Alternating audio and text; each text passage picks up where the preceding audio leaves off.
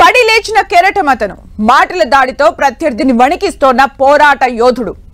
అవమానాలు అవహేళనల్ని దాటి తన వాగ్దాటితో బీజేపీని ఇరకాటంలో పెట్టే ప్రయత్నం చేస్తున్నారు. యుఎస్ పర్యటనలో రాహుల్ గాంధీ చేస్తున్న విమర్శలతో పొలిటికల్ రచ్చ జరుగుతోంది.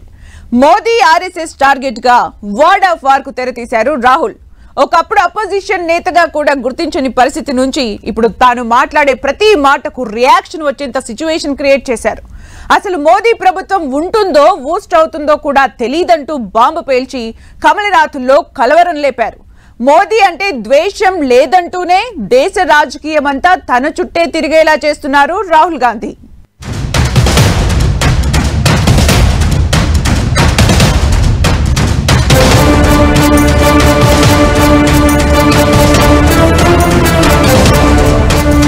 లోక్సభ పోల్స్ తరువాత మరింత పెరిగిన రాహుల్ దూకుడు. మోదీ ఆర్ఎస్ఎస్ ను కార్నర్ చేస్తూ విమర్శల దాడి. యుఎస్ టూర్లో రాహుల్ వ్యాఖ్యలతో రాజకీయ దుమారం. Political sensation. Fire brand politics కు కేర్ ఆఫ్. అతని ప్రతి మాట ఇప్పుడో పెద్ద సంచలనం. తానిచ్చే ప్రతి స్టేట్మెంట్ చర్చనీయాంశమే. గడ్డుకాలం అయిపోయింది, సీన్ మారింది. ఇప్పుడు రాహుల్ గాంధీ మాట్లాడే ప్రతి మాటకు బీజేపీ ఆలోచించి సమాధానం చెప్పే పరిస్థితి వచ్చేసింది. ఒకప్పుడు రాహుల్ ఏ కామెంట్ చేసినా లైట్ తీసుకున్న కమలనాథులు ఇప్పుడు ప్రతి చిన్న మాటకు కౌంటర్ ఇవ్వడం లేకపోతే సంజాయిషీ ఇచ్చుకుంటున్నారు. అంతలా కమలం పార్టీ కళ్లలో నలుసులా మారారు రాహుల్ గాంధీ. అమెరికా పర్యటనలో రాహుల్ చేసిన కామెంట్స్ దుమారం లేపుతున్నాయి.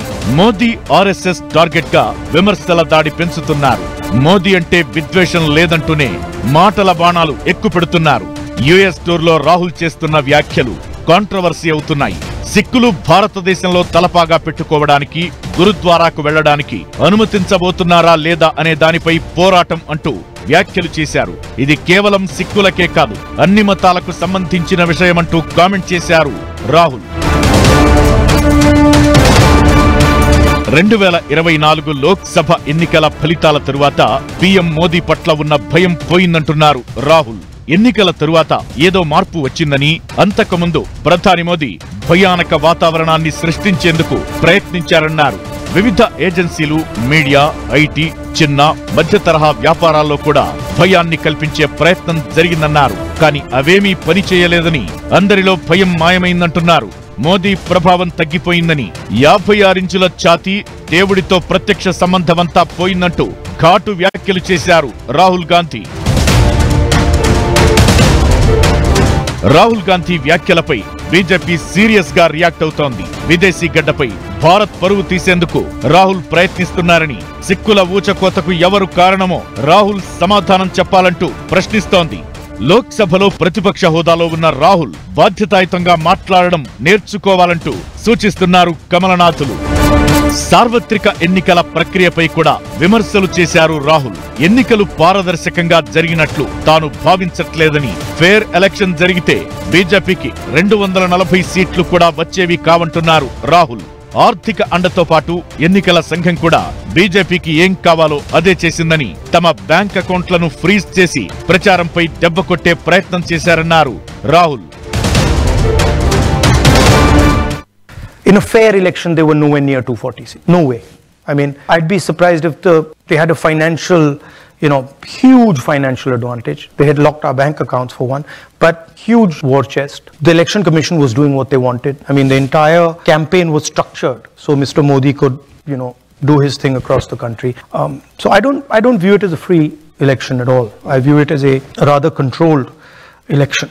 అగ్రరాజ్యం అమెరికాకు వెళ్లిన రాహుల్ ఎన్ఆర్ఐల మీటింగ్ లో బీజేపీ తీరుపై తీవ్రస్థాయి విమర్శలు చేస్తున్నారు. రోజు రోజుకు పెరుగుతోన్న రాహుల్ గ్రాఫ్, ఎన్ఆర్ఐల్లో వస్తున్న స్పందన చూసి బీజేపీ నేతలు తట్టుకోలేకపోతున్నారని కాంగ్రెస్ ఆరోపిస్తోంది.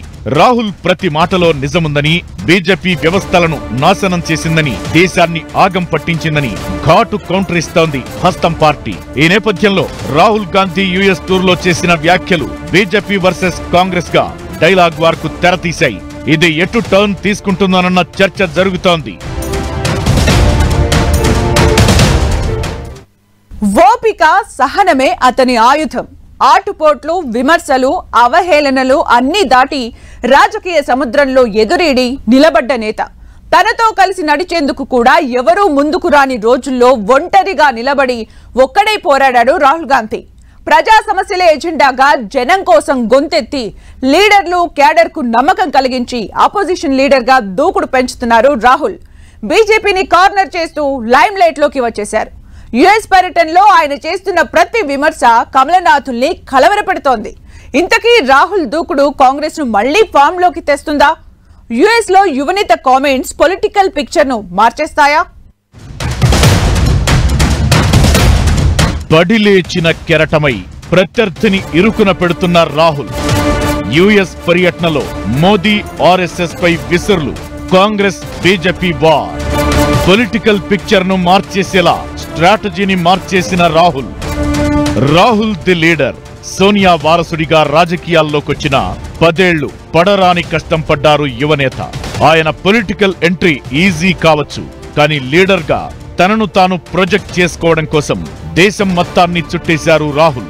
సభలు, సమావేశాలే కాదు, ప్రజల కష్టాలను తన కష్టంగా భావించి ప్రతి రంగంలో పనిచేసే మనుషులతో మాట్లాడి తనలో ఉన్న మానవత్వాన్ని బయటపెట్టారు రాహుల్. 2019 లోక్సభ ఎన్నికల ముందు వరకు కాంగ్రెస్ అధ్యక్షుడిగా బాధ్యతలు నిర్వహించిన రాహుల్ ను నాయకుడిగా గుర్తించని పరిస్థితి. కానీ జోడో యాత్ర రాహుల్ గాంధీని ప్రజానాయకుణ్ణి చేసింది. కశ్మీర్ టు కన్యాకుమారి, మణిపూర్ టు మహారాష్ట్ర వరకు దేశం మొత్తాన్ని చుట్టేసి అన్ని వర్గాలతో మాట్లాడి ప్రజా సమస్యలు తెలుసుకున్నారు. 2019కి ముందు, ఆ తరువాత రాహుల్ గాంధీ గురించి మాట్లాడుకోవాలంటే ఇదే కరెక్ట్ టైం లైన్. సరిగ్గా 5 ఏళ్ల క్రితం కాంగ్రెస్ ఘోర ఓటమి తరువాత రాహుల్లోని లీడర్ బయటకొచ్చాడు. నడిపించే నాయకుడిగా, నిలబడి పోరాడే ధీరుడిగా ఇటు ప్రజల్లో, అటు కాంగ్రెస్ నాయకులు, కార్యకర్తల్లో నమ్మకం కలిగించాడు. కన్యాకుమారి టు కశ్మీర్ వరకు మొదటి విడత భారత్ జోడో యాత్ర చేశారు. ఆ తరువాత న్యాయ్ యాత్ర పేరుతో దేశాన్ని చుట్టేశారు రాహుల్. సామాన్యులతో కలిసి మాట్లాడి పేదల కష్టాలు తెలుసుకుని తెర వెనక చీకటి బతుకులను చూసి చలించిపోవడం వంటివి రాహుల్ ను నాయకుడిగా మార్చేశాయి. జోడో యాత్ర తరువాత రాహుల్లో చాలా మార్పొచ్చిందని చెప్పొచ్చు.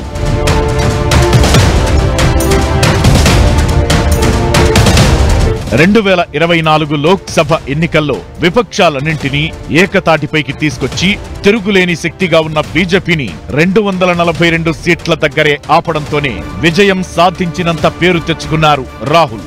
బీజేపీ ఎన్డీఏను కట్టడి చేసేందుకు ఎంత తగ్గాలో అంతకంటే ఎక్కువే తగ్గారు రాహుల్. మిత్రపక్షాలు అడిగినన్ని సీట్లు ఇచ్చేశారు రాహుల్. 543 ఎంపీ స్థానాలు ఉంటే 328 సీట్లలో మాత్రమే పోటీ చేసింది కాంగ్రెస్. అంటే ఇంకో 215 సీట్ల వరకు మిత్రపక్షాలకు త్యాగం చేశారు రాహుల్ గాంధీ.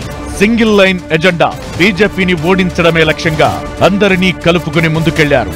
ఒక మెట్టు కాదు, 4 మెట్లు దిగి కాంగ్రెస్ కు 99 సీట్లు గెలిపించడంలో కీ రోల్ ప్లే చేశారు.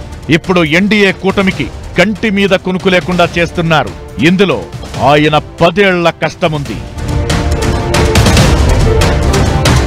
ఒకవైపు కమలం దూకుడు, మరోవైపు కలిసిరాని కాలం. రాజకీయ సముద్రంలో 10 ఏళ్ల పాటు ఎదురీదారు రాహుల్ గాంధీ. పక్కనున్నవారు కూడా తనను నేతగా గుర్తించలేని పరిస్థితి నుంచి రాహులే తమ భవిష్యత్ నాయకుడని, కాబోయే ప్రధాని అని చెప్పుకునే స్థాయిలో నమ్మకం కలిగించారు. హస్తం పార్టీకి గత వైభవాన్ని తీసుకొచ్చేందుకు సుదీర్ఘ పోరాటం చేస్తూనే ఉన్నారు. అందులో భాగంగా ఈసారి బీజేపీకి దరిదాపుల్లో ఇండియా కూటమికి సీట్లు రావడం కీలకంగా మారింది. ఇప్పుడు లోక్సభలో ప్రతిపక్ష నేతగా ఉన్న యువనేత ప్రతి మాటను ఆచితూచి మాట్లాడుతున్నారు. సందర్భం వచ్చినప్పుడల్లా కమలం పార్టీని ఎరకాటంలో పెట్టే ప్రయత్నం చేస్తున్నారు. బీజేపీ, ఆర్ఎస్ఎస్ తప్పులను ఎత్తి చూపే ప్రయత్నం చేస్తున్నారు. రాహుల్ గాంధీ అంటే వంటి కాలిపై లేచి విమర్శలు చేసే కేంద్ర మాజీ మంత్రి స్మృతి ఇరానీ కూడా ఆయన పనితీరును మెచ్చుకున్నారంటే రాహుల్ ఎలా పనిచేస్తున్నారో అర్థం చేసుకోవచ్చు. రాజకీయంగా రాహుల్ ప్రవర్తించే తీరులో మార్పు కనిపిస్తోందని, తనకు నచ్చినా నచ్చకపోయినా గతానికి భిన్నంగా రాహుల్ పాలిటిక్స్ ఉన్నట్లు అప్రిషియేట్ చేశారు స్మృతి ఇరానీ. సార్వత్రిక ఎన్నికల తరువాత జరిగిన లోక్సభ సమావేశాల్లో అధికార బీజేపీపై తీవ్ర విమర్శల దాడి చేశారు రాహుల్. ప్రతి అంశంలో కేంద్రాన్ని కార్నర్ చేస్తూ పాయింట్ టు పాయింట్ మాట్లాడి దేశం దృష్టిని ఆకర్షించారు. ఒక రకంగా బీజేపీని డైలమాలో పడేశారు.